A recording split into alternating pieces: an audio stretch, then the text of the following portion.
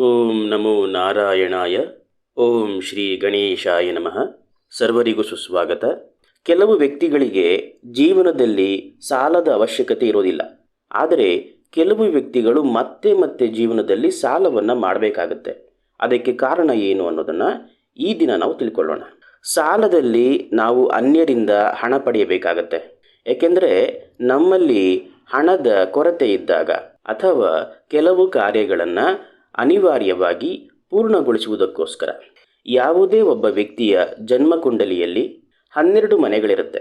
ಆ 12 ಮನೆಗಳ ಪೈಕಿ ಆ ಜನ್ಮಕುಂಡಲಿಯ 2ನೇ ಮನೆ ಅಂದರೆ 2ನೇ ಭಾವ ಹಣ ಸಂಚಯದ ಬಗ್ಗೆ ತಿಳಿಸುತ್ತೆ. ಮತ್ತು ಜನ್ಮಕುಂಡಲಿಯ 6ನೇ ಭಾವ ಅಶುಭ ಸ್ಥಾನವಾಗಿರುತ್ತೆ.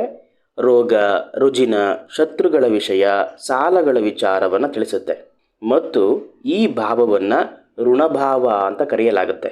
ಯಾವಾಗ ಧನ ಸಂಚಯಕ್ಕೆ ಅಥವಾ ಹಣ ಸಂಚಯಕ್ಕೆ ಕಾರಣವಾದ 2ನೇ ಭಾವದ ಜೊತೆಗೆ ಈ ಋಣಭಾವ ಅಂತ ಕರೆಸಿಕೊಳ್ಳೋ ಜನ್ಮಕುಂಡಲಿಯ 6ನೇ ಭಾವ ಸಂಬಂಧ ಹೊಂದುತ್ತೋ ಆಗ ಆ ಮನುಷ್ಯನಿಗೆ ಸಾಲ ಅಥವಾ ಋಣವನ್ನು ತೆಗೆದುಕೊಳ್ಳುವ ಅನಿವಾರ್ಯತೆ ಬರುತ್ತೆ.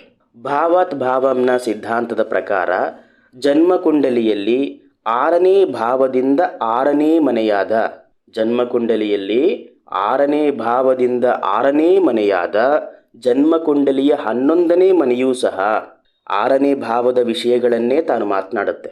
ಯಾವಾಗ ಜನ್ಮಕುಂಡಲಿಯಲ್ಲಿ 2ನೇ ಭಾವದ ಅಧಿಪತಿ 6ನೇ ಭಾವ ಮತ್ತು 6ರಿಂದ 6ನೇ ಭಾವವಾದ 11ನೇ ಭಾವದ ಅಧಿಪತಿ ಗ್ರಹಗಳ ಜೊತೆಗೆ ಸಂಬಂಧವನ್ನು ಬೆಸೆಯುತ್ತೆಯೋ ಆಗ ಆ ಜನ್ಮಕುಂಡಲಿಯಲ್ಲಿ ಋಣಯೋಗ ಸಂಭವಿಸುತ್ತೆ.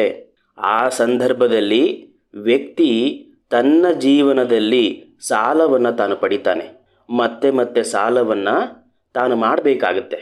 ಇಲ್ಲಿ ಗಮನಿಸಬೇಕಾದ ವಿಚಾರ, ಜನ್ಮಕುಂಡಲಿಯ 6ನೇ ಭಾವ ಅನ್ಯ ವ್ಯಕ್ತಿಯನ್ನು ಸೂಚಿಸುತ್ತೆ, ಅಂದರೆ ಬೇರೆ ವ್ಯಕ್ತಿಯನ್ನು ಸೂಚಿಸುತ್ತೆ.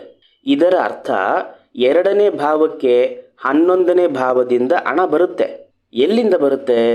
ಇದೇ ಸಾಲಭಾವ ಅಂತ ಕರೆಸಿಕೊಳ್ಳೋ, ಋಣಭಾವ ಅಂತ ಕರೆಸಿಕೊಳ್ಳೋ 6ನೇ ಭಾವದಿಂದ.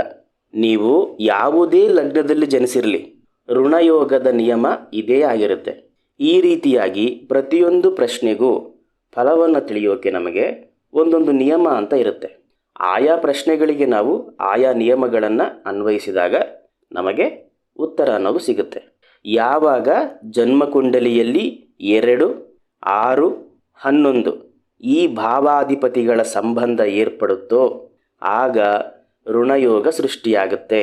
ಈ ಋಣಯೋಗವನ್ನು ಸೃಷ್ಟಿ ಮಾಡಿದ ಆ ಗ್ರಹಗಳ ದಶಾಭುಕ್ತಿಯ ಕಾಲಾವಧಿಯಲ್ಲಿ ಆ ಗ್ರಹಗಳು ತನ್ನ ಫಲವನ್ನು ತಾನು ಕೊಡುತ್ತೆ.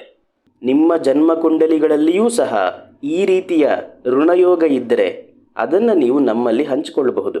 ಮುಂದಿನ ಸಂಚಿಕೆಯಲ್ಲಿ ತೆಗೆದುಕೊಂಡ ಸಾಲವನ್ನು ಯಾವಾಗ ತೀರಿಸ್ತೇವೆ, ಯಾವಾಗ ತೀರಿಸೋದಕ್ಕೆ ಸಾಧ್ಯವಾಗುತ್ತೆ ಅನ್ನೋದನ್ನು ನಾವು ತಿಳಿಯೋಣ. ಸರ್ವರಿಗೂ ಸಹ ಶುಭವಾಗಲಿ. ಶ್ರೀ ಕೃಷ್ಣ ಅರ್ಪಣಮಸ್ತು.